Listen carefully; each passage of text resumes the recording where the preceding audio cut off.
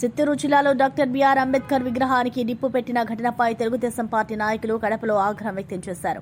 జిల్లా అధ్యక్షులు, polit bureau సభ్యులు శ్రీ రెడ్డప్ప ప్రభుత్వ వైపు మాధవిరెడ్డి ఆదేశాల మేరకు కడప ఆర్టీసీ బస్టాండ్ సర్కిల్లో అంబేద్కర్ విగ్రహానికి పాలాభిషేకం చేసి ధర్నా నిర్వహించారు.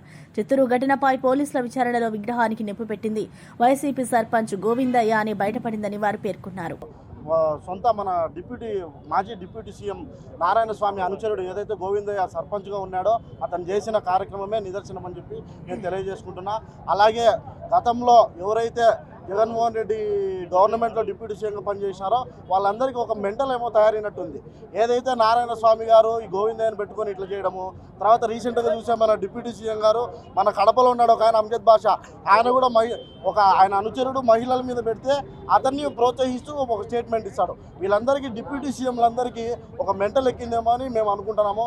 ఏదైతే రాష్ట్రంలో నారా చంద్రబాబు నాయుడు గారి సారథ్యము, లోకేష్ గారి సారథ్యంలో ప్రజలందరూ సుఖ సంతోషాలతో పోతున్నారు. అది వీళ్ళందరికీ ఇష్టం లేక కావాలని టీడీపీ మీద బురద జల్లాలనే ప్రయత్నం తప్ప వేరేదేం లేదంటూ కూడా ఈ సభాముఖంగా తెలియజేసుకుంటున్నా. అలాగే లిక్కర్ స్కామ్ అయితేనేమి, తర్వాత మహిళల మీద అయితేనేమి, ఏది చేసినా కూడా తెలుగుదేశం వాళ్ళ మీద బురద జల్లి వీళ్ళు మంట పెట్టి చలి కాసుకునే ప్రయత్నం చేస్తారే తప్ప వేరేదేం కాదని ఈ రాష్ట్ర ప్రజలందరూ కూడా గమనించాలని కోరుకుంటూ సెలవు తీసుకుంటున్నా.